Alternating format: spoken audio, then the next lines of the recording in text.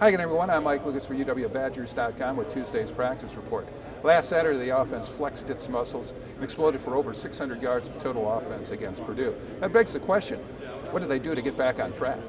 I think some of the things we did were go back to the basics, in practice and preparation during the week. It's not necessarily what happens on Saturday, it's the whole week that leads up to it. So a lot of things that we did would, go back to working on that first step and second step, especially on the offensive line, and just getting back to those things that we talk about the first couple of weeks of the season, and then just kind of go by as we try and prepare in 2 days for a team. So we kind of went back to those things, and we saw some things in Purdue that we could try and take advantage of, the way that they were moving and things like that. And so we just kind of took advantage of that time that we had to get back to the fundamentals. I think it boiled down to execution. I mean, we prepared the same, prepared well. Went through our struggles Tuesday and learned from them and prepared, watched film, and did everything kind of the same. And we just executed better as a total offense. Everybody who comes into this program for the first time is formally introduced to the border battle, the longest standing rivalry in college football. Those players who grew up in the state, the Cheeseheads, need no formal introduction.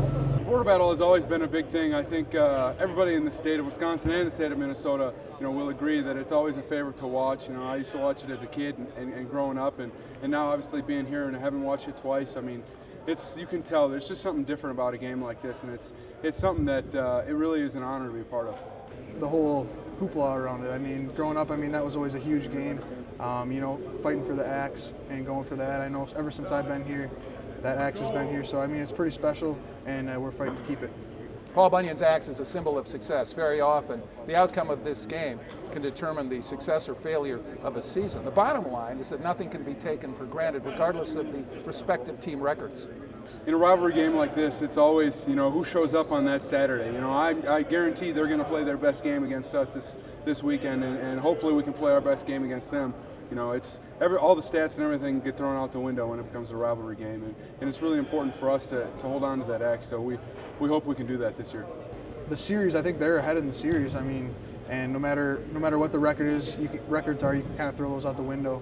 It's always a tight game, it seems like, and it's always seems to come down to the wire, and so you definitely can't take it for granted.